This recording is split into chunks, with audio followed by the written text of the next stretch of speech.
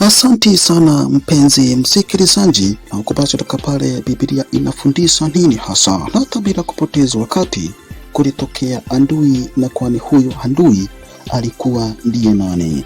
Kitabu cha kwanza cha Biblia kinataja kuhusu mpinzani wa Mungu aliyetokea katika bustani ya Edeni.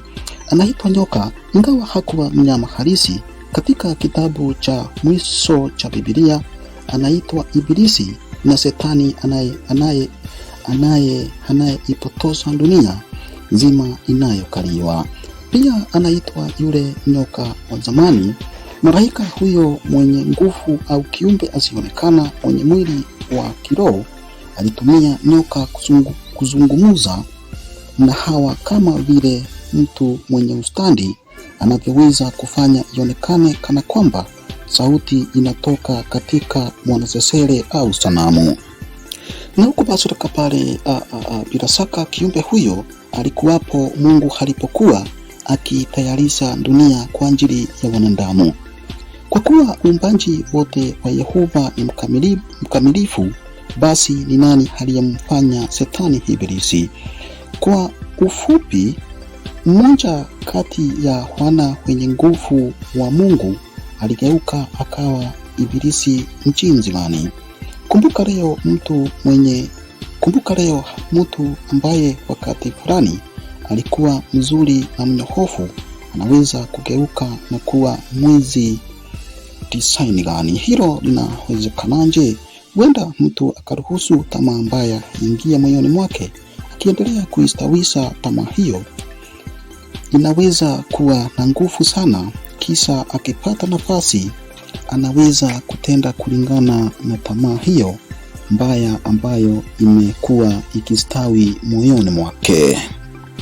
Na hivyo basi, mpenzi msikilizaji, ndivyo ilivyokuwa kuhusu Shetani Ibilisi. Huenda alimsikia Mungu akiwaambia Adamu na Hawa wazae watoto na kuijaza dunia. Haikosi Shetani aliwaza hivi: kwani si wanadamu hao wote wanaweza kuniabudu mimi badala ya kumwabudu Mungu?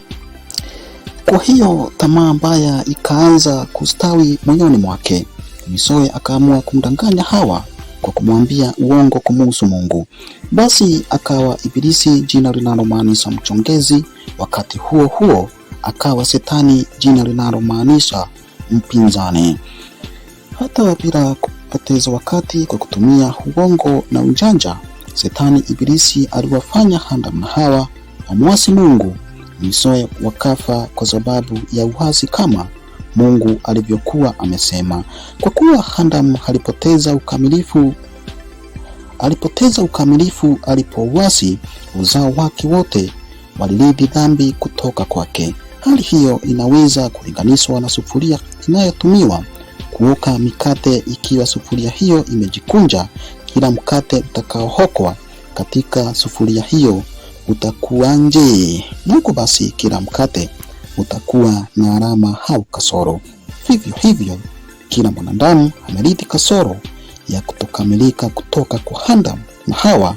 Ndiyo sababu wanadamu wote uzeeka na kufa.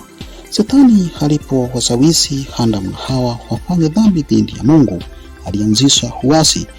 Alikuwa akipinga utawala wa Yehova, kana kwamba Shetani alikuwa akisema Mungu ni mtawala mbaya. Yeye husema uongo na kuwanyima raia wake vitu vizuri. Na huko basi, wanadamu hawahitaji kutawaliwa na Mungu. Wanaweza kujiamulia yaliyo mema na mabaya, na watakuwa na maisha mazuri zaidi nikiwatawala yule Shetani. Mungu angeshughulikiaje upinzani huo? Watu fulani husema kwamba afadhali Mungu angewaua tu waasi hao. Lakini je, kufanya hivyo kungetatua upinzani wa Shetani? Je, kungethibitisha kwamba utawala wa Mungu ndio unaofaa? Yehova hangewaua na kubasirika pale. Mungu hangewaua waasi hao mara moja, kwa sababu yeye ni Mungu mwenye haki kabisa. Aliamua kwamba wakati ulihitajiwa ili kutatua upinzani wa Shetani kwa njia yenye kuridhisha na kuthibitisha kwamba Ibilisi ni muongo. Kwa hiyo Na kwa hivyo basi kutoka pale Mungu akaamua kwamba atawaacha wanadamu wajitawale kwa muda fulani chini ya uvutano wa Shetani. Lakini basi kutoka pale sehemu inayokuja nitakuja kukueleza sababu hiyo, yani nitakuja kukufunza sababu iliyofanya Yehova amue hivyo na kuruhusu muda wa kutosha upite kabla ya kutatua masuala hayo. Hata hivyo, mpenzi msikilizaji, kwa sasa ni vizuri kujiuliza hivi: je, Adamu na Hawa walikuwa na sababu ya kumwamini Shetani ambaye hakuwa amewafanyia jambo lolote nzuri? Je, walikuwa na msingi wowote wa kuamini kwamba Yehova ambaye alikuwa amewapa vyote walivyokuwa navyo ni muongo na mkatili? Wewe ungefanyaje?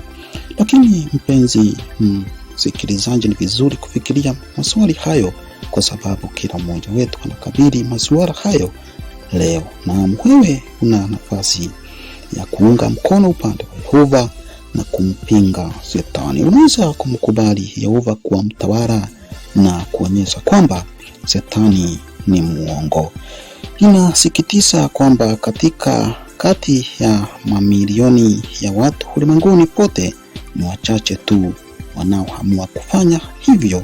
Hilo linatokeza swali muhimu: je, kweli Biblia inafundisha kwamba Shetani anatawala ulimwengu huu? Basi anayetawala huu ulimwengu sio mwingine, ni Shetani. Hivi ndivyo basi kutoka pale adui alitokea. Tumekuja kujua adui huyo sio mwingine wala ni Shetani anayeipotoza dunia nzima leo. Asanteni sana.